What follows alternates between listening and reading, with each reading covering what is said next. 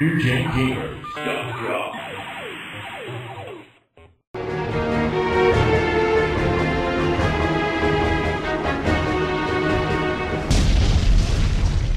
What did you press to get back in? That. Okay. It's mostly a button mashing affair. Yeah, a lot of it is. And then whatever button you hit while you're in the grapple is what move you'll pull off. So there were a lot of things going on at Sega around this time that this game came out. This was around the time that they implemented their Sega Channel service, which was a pay cable TV service that you'd hook your cable up to your Genesis, and you could get newer Sega games, stuff that hasn't been seen before, and you could play them online. Well, kind of online, I guess, because it was hooked in through cable. So I guess it was one of the early, an early form of cable internet, really. Yeah, it was an interesting concept for them, because you could do all those different things with it. And Nintendo had a similar service in Japan that never made it to America. So Sega was the first to really get, an online service going in the United States for a video game console, and offered all those cool things. And it worked really well for them too. I mean, the Sega Channel was actually a pretty successful venture for them. Yeah, it didn't do well or didn't do bad, and all their future consoles would be online as well. The Saturn and Dreamcast were as well. So, that was really their first step in that direction. So, another thing they have with Sega Channel is they had contests and early versions of games. Like, you could try a game like 3 or 4 months before it was released to retail. So these were the first examples of game demos that the public could get a hold of.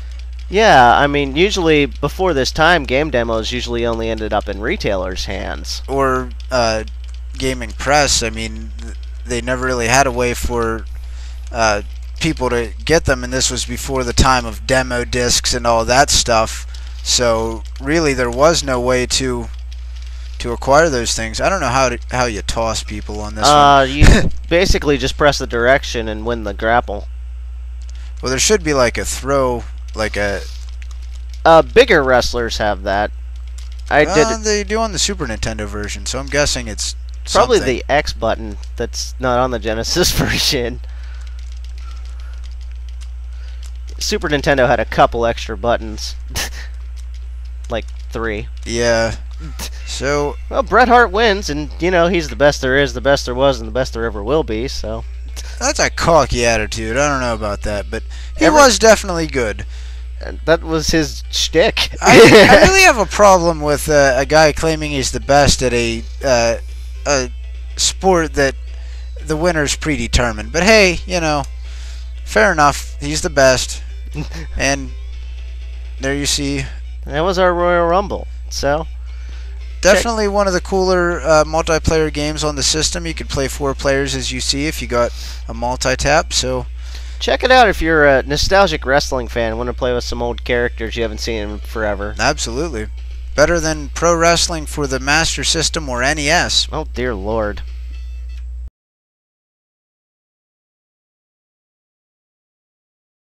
Now, this one's an interesting one.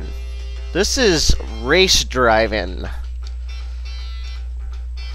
This is a 3D racing game, like true 3D. Made with real polygons, actual polygons, which was incredibly novel at the time. And this series was the first to bring polygons to the arcade and be an arcade game that was fully based in 3D. Am I moving? Not really. There we go. There we go. Ray has found the gas pedal. And wow. It is a very arcadey game, and as you see here, after you have your accidents or whatever, it gives you an instant replay and shows you that it is fully in 3D. It gives you that zoomed out view. And apparently you explode. And you explode no matter what. No matter what happens, you explode. These are cars like covered in gasoline with little matches tied to the bumpers. So anytime you get close to anything, you will explode. Yeah.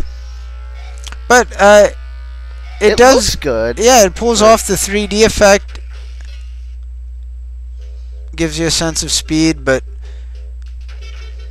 see, I didn't even touch him in that replay. Yeah, it's not really the best racing game, though, is kind of a problem that it has. Yeah, it's kind of a rough game, but it was a good attempt at early 3D. Yeah, it definitely pulled it off and set the standard for what we would see for years to come, and that it got ported over to Genesis is pretty impressive too.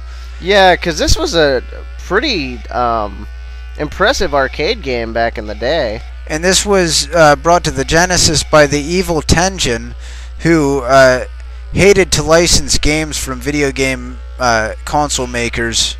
I think this one was officially one of theirs, because they were owned by Atari Games. They got the Atari Games license. Hence the Atari Games Tetris that came to the NES. That was the unlicensed one. From the evil Tenjin. So Tenjin was an offshoot that of Atari Games, and the downside of this game, it's a little glitchy too, as you can see there. Yeah, obviously they hadn't gotten it down perfectly. A lot of stuff pops in and pops out, and it's rough. But it was a step in the right direction, I guess, for bringing 3D games as a standard. Yeah, amazingly, in the arcade version, I had a little bit of an issue and was falling through the holes in the pavement. Apparently there were huge holes in the pavement. Yeah, that is a huge problem. And so definitely rough, but definitely a groundbreaker. Yep, it's worth taking a look at. Didn't explode. Yeah, you just kind of like bumped into him there and nothing happened. Yeah, I was hoping to explode. It would have been more fun that way. The one time. Alright, we're going to be taking a look at another Sonic game here. As we said, that they kept going with the series. So this is technically sort of Sonic 4. Yeah. Now, this one utilized a lock-on cartridge technology, which allowed you to place Knuckles in Sonic 2 and 3. Lock-on technology was, I think, made famous by Codemasters with their Game Genies. We saw that on we saw it on every console during the late 80s, early 90s. And Codemasters is a great developer that's still around, based out of the UK. And they created a device called the Game Genie that would alter the game's program and allow you to have extra lives and just break some of the aesthetics of the game to allow you to basically cheat. Yeah, essentially, it was early console hacking software. Yeah, and so of course later things like the Pro Action Replay and Game Shark were evolutions of that. But Sonic and Knuckles took that lock-on cart technology where you would plug a game into basically a middle cartridge that would then plug into the console. As you can see, they continued with the Blue Sphere minigame thing here.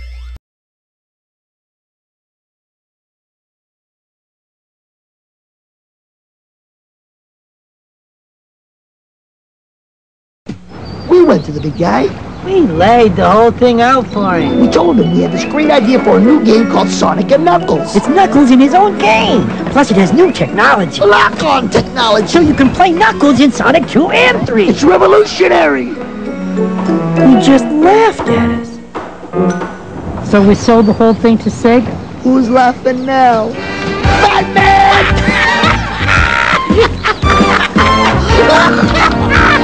Sega. New Gen Gamers.com